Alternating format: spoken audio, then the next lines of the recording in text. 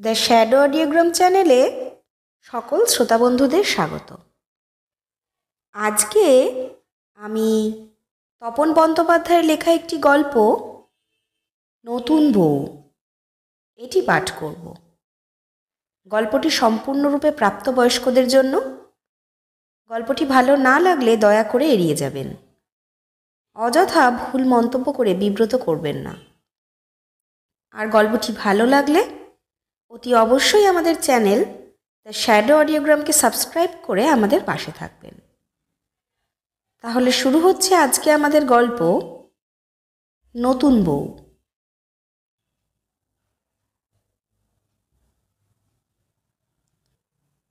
বিয়ে মানেই কি শুধু শরীর নিয়ে খেলা?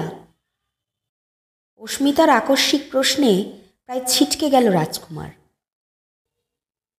একটা হাওয়াই ছুটে যাচ্ছিল 7 রঙের ফুল ফোটাতে ফোটাতে। হঠাৎ মাঝপথে দম হারিয়ে হুশ করে নেমে গেলে যেমনটা হয়, তেমনই রাজকুমারের জোশ। ফুলশয্যার রাতে নতুন বউয়ের মুখে এরকম একটা ধাক্কার মুখোমুখি হবে তা তার ধারণার বাইরে ছিল। অস্মিতা ঠিক নতুন বউ তা নয়। তাদের বিয়েটা 2 দিন আগে হলেও তার আগে অন্তত বছর 2 নিবিড় প্রেম পর্ব। এই 2 বছরে তাদের মধ্যে শরীরী খেলা নিয়ে কোনো বাক্যালাপ হয়নি। বলতে কি, অস্মিতা খুবই ইন্ট্রোভার্ট ধরনের। কোনোদিন আদর করার কথা বললেও মৃদু ধমক দিয়ে বলেছে, তোমাদের ছেলেদের কি মেয়েদের শরীর ছাড়া আর কোনো ভাবনাই নেই? রাজকুমার অতএব আদর করার মতো অশ্লীল ভাবনার ইতি টেনে প্রেম করে গেছে 2 বছর ধরে। লক্ষ্য করেছে, বিয়ের জন্য কখনো তাড়া দেয়নি অস্মিতা। তার একমাত্র প্যাশন ছবি আঁকা। ক্যানভাসের সামনে বসে প্যালেটে তুলি ডুবিয়ে পরম মগ্নতায় কাটিয়ে দিতে পারে ঘন্টার পর ঘন্টা। অস্মিতার তুমুল ঔদাসীন্য দেখে ক্লান্ত হয়ে অবশেষে নিজেই একটু চাপ সৃষ্টি করেছিল অস্মিতার ওপর। অস্মিতা ছিল বাবা মায়ের একমাত্র মেয়ে। তার বাবা মায়েরও কোনো উদ্যোগ দেখেনি মেয়ের বিয়ে দিতে। রাজকুমার বুঝেছে, মেয়ের বিয়ে হলে তার বাবা মায়ের ঘর শূন্য হয়ে যাবে, এ যেন তাদের ভাবনারও বাইরে। মেয়ে আইবুড়ো থাকলেই তাদের সুবিধা। বেশ জোর খাটিয়ে এই বিয়েটা করতে হলো রাজকুমারকে। পাত্র হিসেবে সে নেহাত মন্দ নয়। ব্যাংকের অফিসার, দেশের বাড়িতে কিছু জমিজমাও আছে। অস্মিতার বাবা মাকে বোঝালো, তাদের নেতাজি নগরের বাড়ি থেকে রাজকুমারের সদ্য কেনা রানীকুঠির ফ্ল্যাটের দূরত্ব খুব বেশি হলে 1 কিলোমিটারও না। এবেলা ওবেলা দেখা হবে মেয়ের বাবা মায়ের সঙ্গে। বিয়ে তো হলো। ফুলশয্যার রাতে এরকম একটা ঝাপট খাওয়ার পর মধুচন্দ্রিমায় যাওয়ারও কোনো ইচ্ছে রইল না রাজকুমারের। অস্মিতা বরাবরই যেন কেমন কেমন, কীরকম নির্বিকার, আত্মমগ্ন। ওকে নিয়ে কোনো পাহাড়ি দেশে যাবে এমনটাই ভেবে রেখেছিল রাজকুমার। কিন্তু ফুলশয্যার পর 7 দিনের মধ্যে অস্মিতা তার হাতে হাত পর্যন্ত রাখতে দেয়নি। তাই দেখে হতাশ হতে শুরু করে সে। ফলে মধুচন্দ্রিমায় দূরে কোথাও যায়নি। বিয়ের পর বেড়ানোর জায়গা বলতে ওরা বেছে নিয়েছে রাজকুমারের গাঁয়ের বাড়ি সরসপুরে। কলকাতা ছেড়ে এই প্রথম কোনো গাঁ বাড়িতে এসেছে অস্মিতা। 7 দিনের থাকা। প্রথম 3 দিন সরসপুর ঘুরে দেখে অস্মিতার চোখে ঘোর লেগে যায়। চারপাশে শুধু সবুজ আর সবুজ। প্রকৃতির নিজের হাতে গড়া বোটানিক্যাল গার্ডেন। অস্মিতার হাতে সারাক্ষণ একটা ছোট্ট নোট বই। যে দৃশ্যই তার পছন্দ হয় অমনি ঘাসের উপর বসে পড়ে নোট বইয়ের পৃষ্ঠায় তার একটা স্কেচ করে নেয়।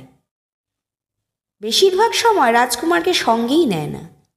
বলে, তুমি বড্ড বকবক করো, কনসেন্ট্রেশন নষ্ট হয়ে যায়। অস্মিতা একা একাই ঘুরে তন্ময় হয়ে। রাজকুমার সব সময় তাকে একা ছাড়ে না। অনেকটা দূরত্ব রেখে অনুসরণ করে তন্ময় হয়ে ঘোরা মেয়েটাকে। কোথায় যেতে কোথায় চলে যাবে তার নতুন বউ, তার ঠিক নেই। কখনো অস্মিতা তার চোখ এড়িয়ে ঘুরতে বেরোয় একা একা। রাজকুমার তাকে খুঁজতে বেরোয়। কখনো শেষ বিকেলে বারোয়ারিতলায় গিয়ে সে যখন একা একা চরাচরে সূর্যাস্ত দেখে, তখনও লোকে তার দিকে কৌতূহলী চোখে তাকায়। সূর্যাস্তের পরও যখন সে ঘরে ফেরে না, দেখে কিভাবে অন্ধকারের পোঁচ লেগে কেমন কালচে হয়ে যাচ্ছে চরাচর। কখনো তার দিকে লক্ষ্য রাখে গায়ের মানুষ। সন্ধ্যের পর যখন আধারে ডুবে যাচ্ছে তার কমলা রঙের শাড়ি, সে ঘরে ফিরছে না, তখন কোনো গায়ের মানুষ হয়তো তাকে ডেকে বলল, বৌমা ঘরে যাও। হয়তো তখন তার সার ভাঙে। চারিদিকে চোখ পেতে দেখে সেই বিশাল প্রান্তরে দাঁড়িয়ে আছে ভূতের মতো। চমক ভাঙতেই সে পা চালিয়ে ফিরতে থাকে ঘরের দিকে। হঠাৎ কোনো বুনো ফুলের গন্ধ নাকে যেতেই সে থমকে যায় ফের। অন্ধকারে চালিয়ে খুঁজতে থাকে সেই বুনো ফুলের গন্ধের উৎস। পথের দুপাশেই বুনো ঝোপ, তার মধ্যে কি না কি লুকিয়ে থাকতে পারে, কিন্তু সে বিষয়ে তার সংবিত নেই। সে পাতা লতা সরিয়ে দেখতে চায় কি ফুলের গন্ধ এটা। সেই আবিষ্কারের মধ্যেই তার নজরে পড়ে ঘন অন্ধকারে ফুটে আছে একটা বিশাল লাল ফুল। তার পাপড়িগুলো জ্বলছে কি অদ্ভুতভাবে। হঠাৎ তার চমক ভাঙে কারোর ডাকে। ফিরে দেখে রাজকুমার খুঁজতে বেরিয়েছে তাকে। তাকে অমন ঝোপঝাড়ে ঢুকে বেড়াতে দেখে ক্ষুব্ধ কণ্ঠে বলে, তুমি এত রাতে একা একা? অস্মিতা তাতে কুণ্ঠিত হয় না, বলে, দেখে যাও কি চমৎকার একটা ফুল, নাম জানো? রাজকুমারের তাতে উৎসাহ নেই। বলল, ফুল তো সরসভূমির সর্বত্র, তাতে তো নতুন কিছু নেই। কিন্তু এই ফুলটা তুমি কখনো দেখোনি? নামও জানো না? সরসভূমিতে কত ফুল আছে যার নাম কেউ জানে না। ধরো এই ফুলটার নাম দিলাম রক্তমঞ্জরি। রাজকুমার চমৎকৃত হয়, বলে, বেশ নাম, ঠিক আছে, কাল রক্তমঞ্জরি ফুল নিয়ে একটা কবিতা লিখে তোমায় উপহার দেব। এখন চলো, একটা লাইন মুখে মুখে তৈরি করো তো। ঠিক আছে, শোনো। রক্তমঞ্জরি, তুমি একা একা ফুটে আছো বনের আড়ালে সঙ্গোপনে, রাজার কুমারী সেজে। হয়েছে? অস্মিতা হেসে বলল, হয়েছে। তুমি এতক্ষণ একা একা কোথায় ঘুরলে? বারোয়ারি তলায় দাঁড়িয়ে সূর্যাস্ত দেখতে দারুণ লাগে। চলো না, দেখবে দূরের বিলের জলে কিরকম টুপ করে এসে বসে পড়ে সূর্যিদেব। তখন তার শরীরে কি যে সুন্দর রং মেখে নেয়, কি বলবো। টুকটুকে লাল শরীরটা নিয়ে বসে থাকে চুপটি করে। বোধহয় ইতিউতি তাকিয়ে দেখে কেউ তাকে দেখছে কিনা। যখন দেখে আমি তাকে দেখছি, সে আরও একটু লাল হয়। মেয়েরা লজ্জায় লাল হলে যেমন দেখায় আর কি। তারপর অমনি আবার টুপ করে ডুব দিতে থাকে জলের মধ্যে। অমনি বিলের জল লালে লাল। রাজকুমার শিউরে ওঠে কেন যেন। অস্মিতার গলার স্বরে থরথর কাঁপ, তার চোখে কি এক উদাসীন চাউনি। রাজকুমার বলল, তুমি এই জন্য এত দূর আসো রোজ রোজ? কি জানি, বিকেল হলেই সূর্যিদেব যেন আমাকে হাতছানি দিয়ে ডাকতে থাকেন। নীল আকাশে তখন সাদা মেঘের ভেলা উড়ে যায় দিক থেকে দিগন্তের পথে। সেই ভেলায় কখনো চড়ে বসে অস্মিতা। তার নীল শাড়ি আঁচল উড়িয়ে ভেসে যায় যেখানে তার ইচ্ছে, যত দূরে তার মন চায়। এ এক অদ্ভুত ভ্রমণ তার। সাদা মেঘের ভেলা দূরে উড়ে যাওয়ার পর সে বাস করতে থাকে এক ঘোরের মধ্যে, যেন পার হয়ে যাচ্ছে একটা লম্বা ক্যালেন্ডার। তার দু চোখ আশ্বিন পার হয়ে হিমের স্পর্শ নিয়ে পা ফেলতে থাকে কার্তিকের দিকে। লক্ষ্য করতে থাকে পৃথিবীর গায়ে কেউ যেন নতুন করে আঁকতে থাকে জলছবি। রং বদলে যায় পৃথিবীর, সবুজ বল্লমের মতো লকলক করতে থাকে ধান পাতা। হেমন্তে তখন মল্লিকার ফুটে ওঠার ধুম। যে গাছগুলি নিরীহ বালিকার মতো এলেবেলে দাঁড়িয়ে থাকতো চলার পথের এখানে ওখানে, তারাই ফুলন্ত হয়ে রূপসী হয়ে উঠল হঠাৎ। অস্মিতাকে ডেকে বলতে থাকে যেন, দেখো, আমাকেও দেখো তুমি। অস্মিতা তাদের গায়ে হাত বুলিয়ে দিয়ে বলে, ইস, কি সুন্দর তোরা, আমি যে কেন তোদের মতো হতে পারি না। অস্মিতা তখন পার হচ্ছে হেমন্তের জলছবি। কার্তিকের দিনগুলিতে হাঁটতে থাকে সার সার ধানের ডগায় পা ফেলে ফেলে। ধানের পাতায় আঁকা হতে থাকে লক্ষ্মীর পায়ের ছাপ। অস্মিতার তুলিতে ক্রমে ভরে ওঠে নানান রঙের আলো ছায়া। কখনো তার চোখে পড়ে একজোড়া হরিয়াল বসে আছে সজনে গাছটির ডালে। খণ্ড দুপুরে এমন সব টুকরো মুহূর্ত অস্মিতাকে দৃদ্ধ করে নানান অভিজ্ঞতায়। বাড়ির অন্যরা যখন এমন আশ্চর্য সব ভেজা দুপুরে বিশ্রাম নিতে ব্যস্ত, অস্মিতার তুলি এঁকে চলে সরসপুরের এমন সব ছবি যা আগেও কখনো ছিল না, পরেও হবে না। নানান রঙে ভরে ওঠে তার সাদা ক্যানভাস। তার মধ্যে দেশে আরও হিম পড়তে শুরু করে। একটু একটু করে শীতের হাওয়ায় কাঁপতে থাকে ধানের শীষ। অস্মিতা অবাক হয়ে দেখে কখন যেন একটু একটু করে ধানের পাতায় হলুদ রং ধরেছে। হলুদ হয়ে গেছে শীষগুলো। মাঠের পর মাঠে কাঁচা পাকা ধান ঢেউ তুলতে থাকে নিজের শরীরে। গর্ভবতী নারীর মতো তার শরীর ভারী হয়ে উঠেছে দ্রুত। কোথাও কোথাও মাটিতে নুয়ে পড়েছে সোনার বর্ণ ধান। 3 দিন সরসপুরকে তার নোট বইতে তুলে নেওয়ার পর একদিন বলল, কাছাকাছি আর কোনো গ্রাম আছে যা এর চেয়েও সুন্দর? আছে বই কি।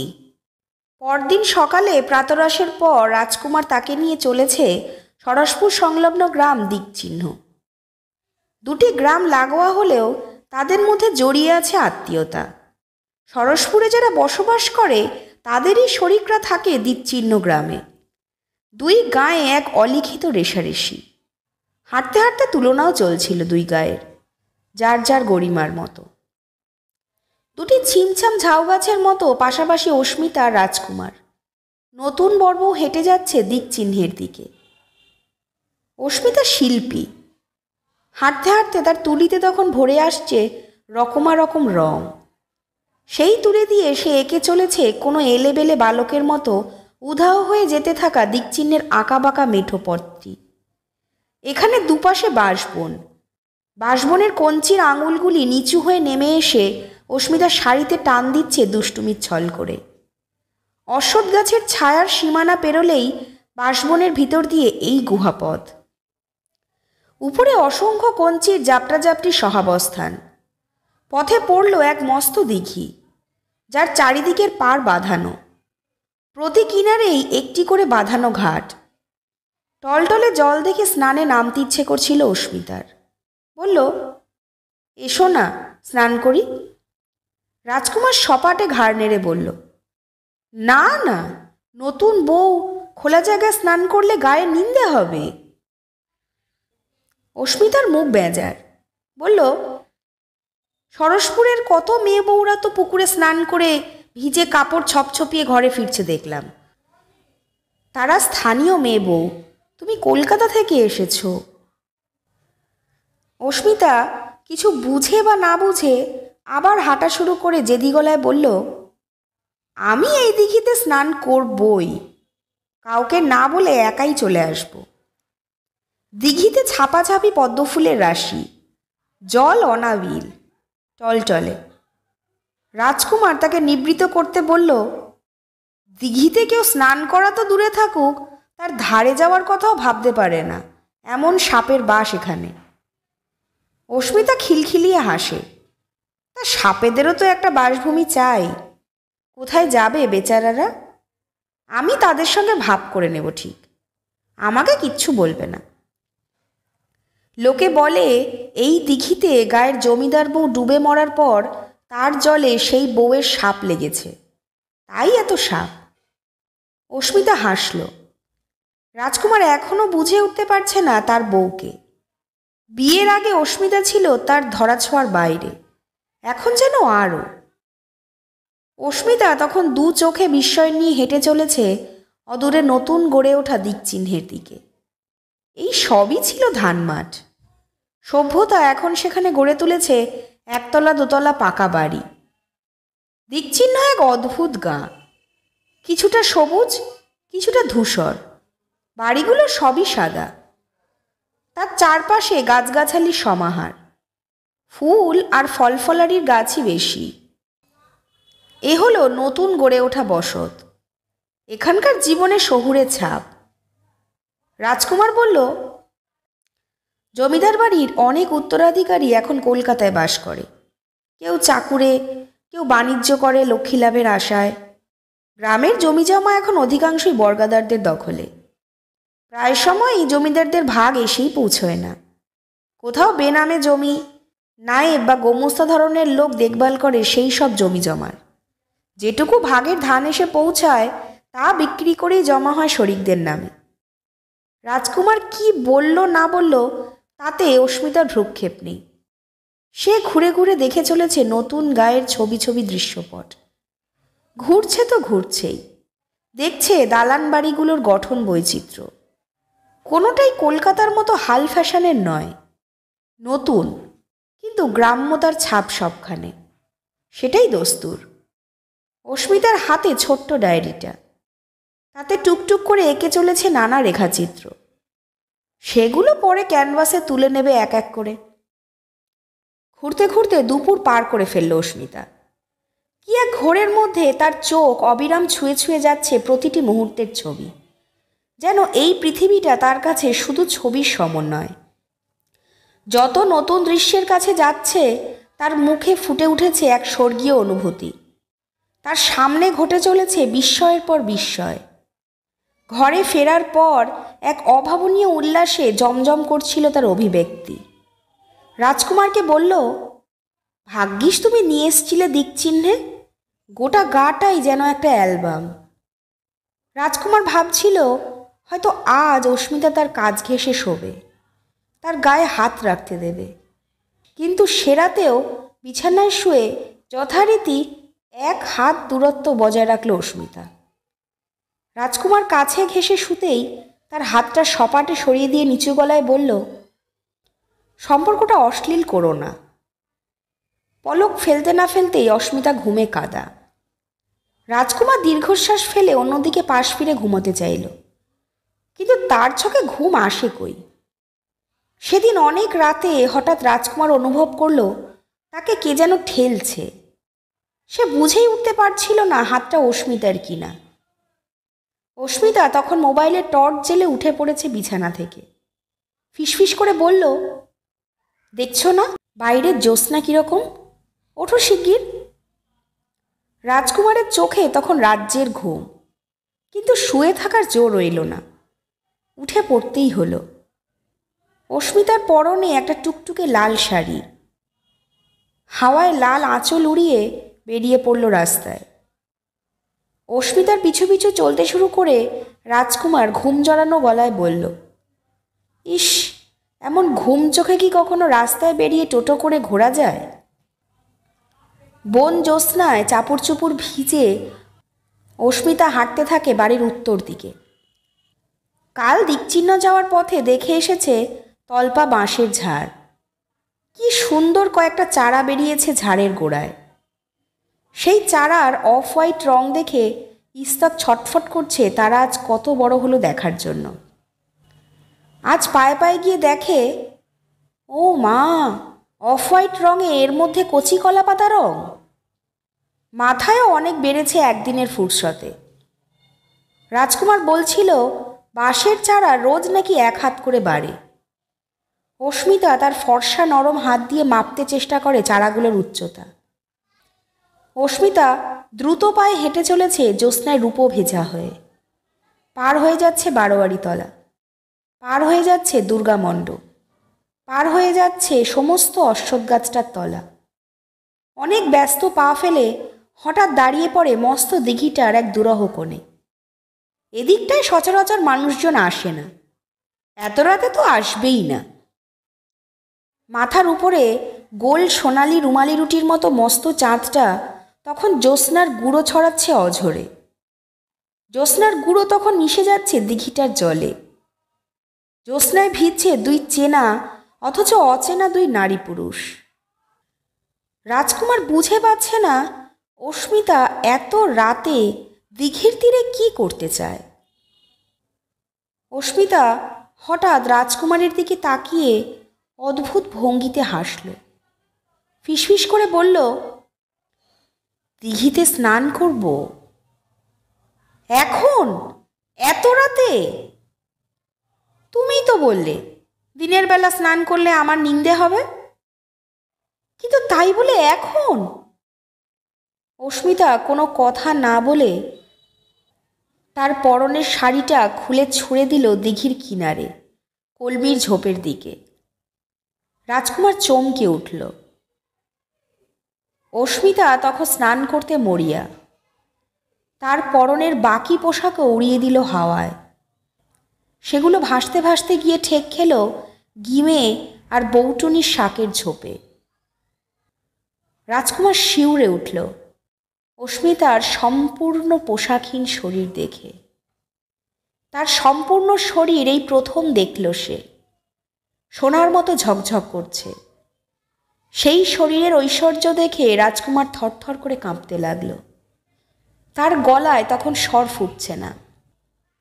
ফ্যাঁসফ্যাঁসে গলায় বলল, অস্মিতা, এত রাতে স্নান করো না। তাছাড়া এই দিঘিতে অনেক। অস্মিতা তার রূপভেজা সোনালি শরীর নিয়ে এগিয়ে এলো রাজকুমারের দিকে।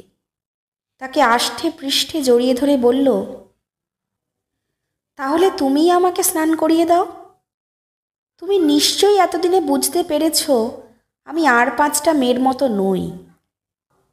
এই জ্যোৎস্না রাতে খোলা আকাশের নিচে আমি অনুভব করতে চাই মানব জীবনের শ্রেষ্ঠ মুহূর্তগুলি। মানুষের সেই অন্তিম অনুভূতি জীবনের শ্রেষ্ঠ অনুভূতি, এক স্বর্গীয় অনুভূতি। রাতের অন্ধকারে তাকে কলুষিত করার কোনো মানেই হয় না। এসো, এই প্রগাঢ় জ্যোৎস্নায় আজ দুজনে ভিজি, প্রবলভাবে ভিজি।